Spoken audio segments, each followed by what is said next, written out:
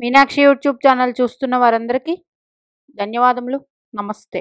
చాలా వీడియోలు చేసి పెడుతూ ఉన్నాను. మరి నచ్చినట్లయితే లైక్ చేయండి, షేర్ చేయండి, సబ్స్క్రైబ్ చేయండి. ఈరోజు చెప్పబోయేది లగ్నబలం, స్థిరత్వం, దశలు, యోగాలు.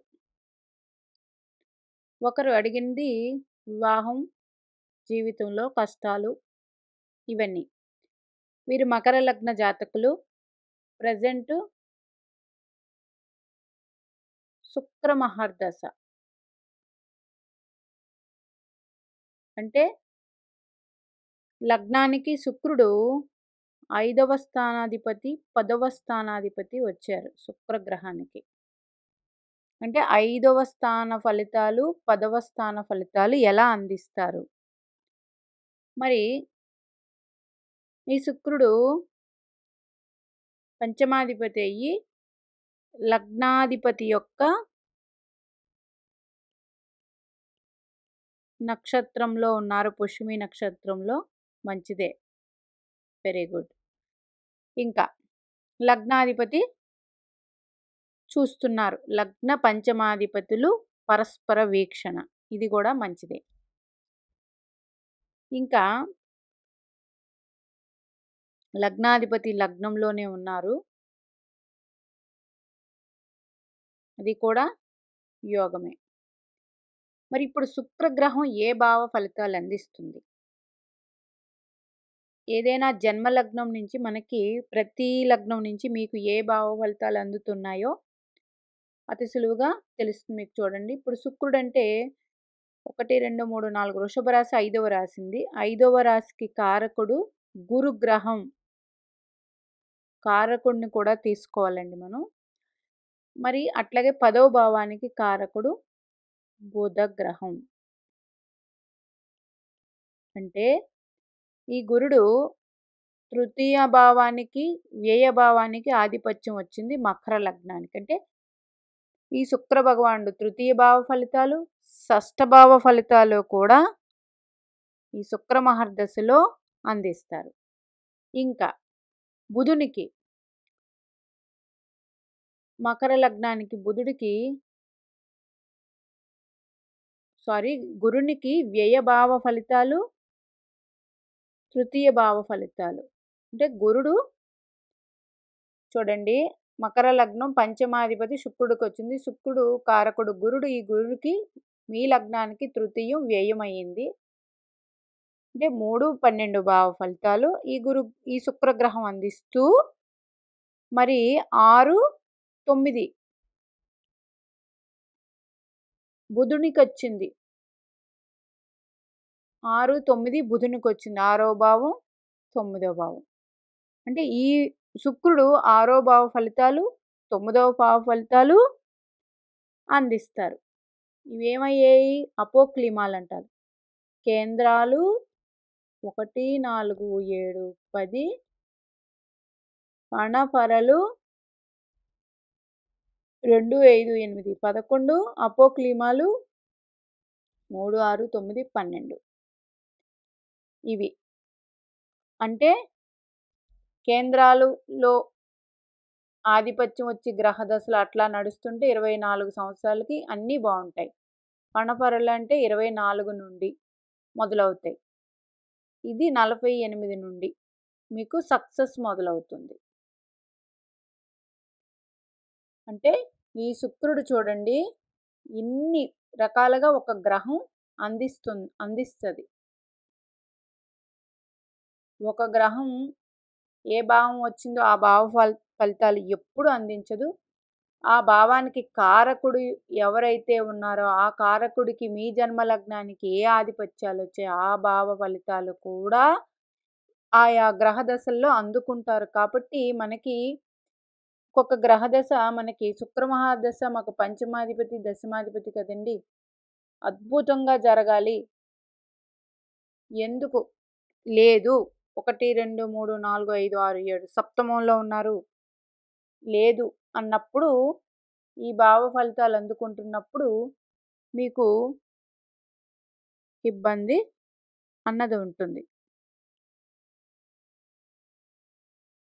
ఆయా భావాలు, ఇన్ని భావాలకి కనెక్షన్ ఉంటుంది ఒక గ్రహం. అంటే ఇదే మకర లగ్నానికి చూడండి, ఇదే మకర లగ్నానికి శని భగవానుడు 2లో ఉన్నారు.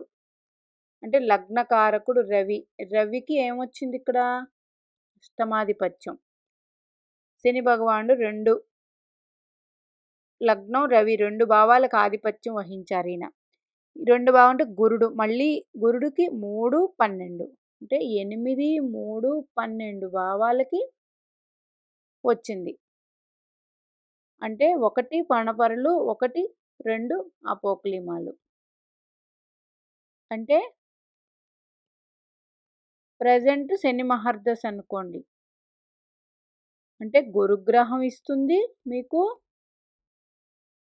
రవిగ్రహం కూడా ఫలితాలు కూడా, అష్టమ భావ ఫలితాలు కూడా ఈ శని మహర్దశలో వస్తాయి.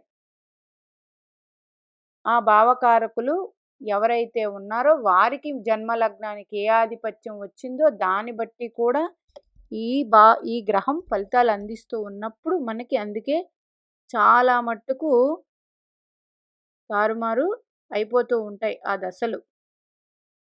అట్లాగే ఒక గ్రహం ఒక రాశిలో ఉన్నప్పుడు, ఇప్పుడు ఇందాక చెప్పుకున్నట్టు వీరికి శుక్రుడు చంద్రుడి ఇంట్లో ఉన్నారు అంటే శుక్ర మహర్దశలో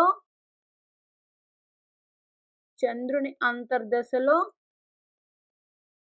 నుండి మీకు బాగుండాలి.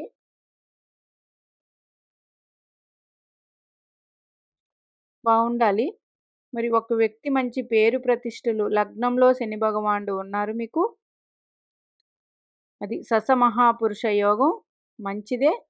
కానీ లగ్నకారకుడు మీకు రవి అష్టమాధిపతి అయ్యారు. అష్టమ ఫలితాలు కూడా ఉంటాయి. నెక్స్ట్ శుక్రగ్రహం లగ్నాధిపతి నక్షత్రంలో ఉన్నారు, దశ జరుగుతూ ఉంది. అంటే శుక్రుడు దశలో శని అంతర్దశ, కొన్ని ఇబ్బందులు ఉంటాయి. నెక్స్ట్ చంద్రుడి నుంచి మీకు బాగుండి ఉంటుంది, వ్యాపార పరంగా అయినా దేని పరంగా అయినా ఉంటుంది. ఇక్కడ ఎప్పుడైతే 3, 6 భావాలకి మీకు వచ్చాయో మీకు శత్రువులు, రుణాలు, అన్ని రకాలుగా ఇబ్బందులు పడతారు. ఎందుకు? గురునికి మంచి ఆధిపత్యం, మీకు మకర లగ్నానికి గురుడు పాపి కాబట్టి, గురుడు పాపి అయినారు కాబట్టి.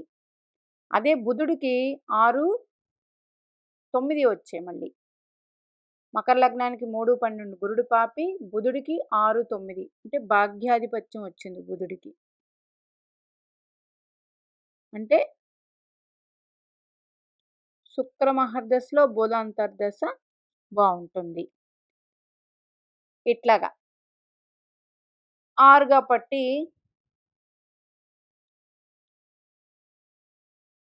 6, 9 కాబట్టి 9కి భాగ్యాధిపత్యం వచ్చింది కాబట్టి బుధునికి అంత బుధుడి వల్ల ఇబ్బందులు అందుకోరు మీరు ఈ భావం వల్ల. గురుని వల్లే మీకు శుక్ర మహర్దశ అద్భుతమైన ఫలితాలు ఇవ్వదు. ఎందుకంటే గురుడికి ఆ ఆధిపత్యం వచ్చింది కాబట్టి. 2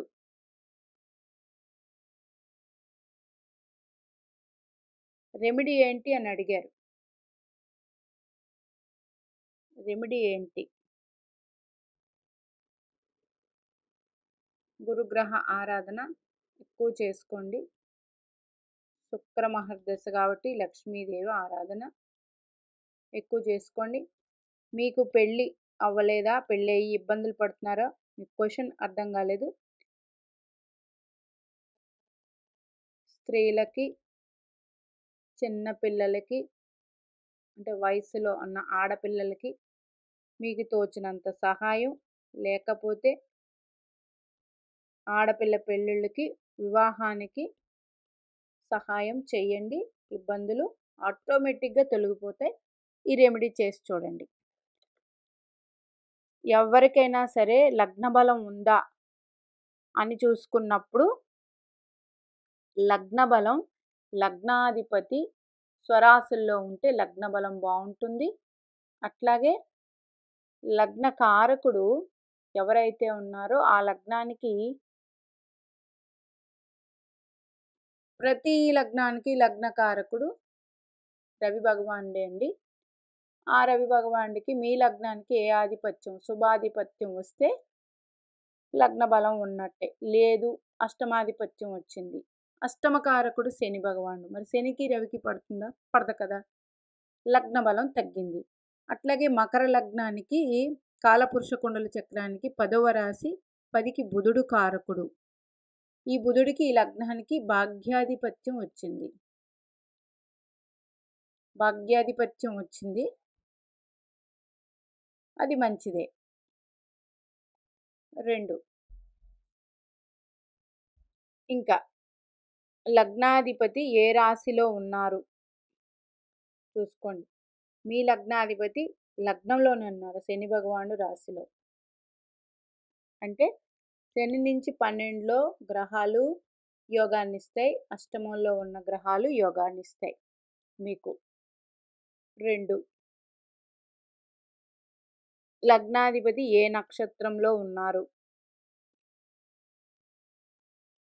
భాగ్యాధిపతి నక్షత్రంలో ఉన్నారా, మిత్ర నక్షత్రంలో ఉన్నారా, దాన్ని బట్టి, పంచమాధిపతి నక్షత్రంలో దాన్ని బట్టి లగ్న బలం ఉంటుంది.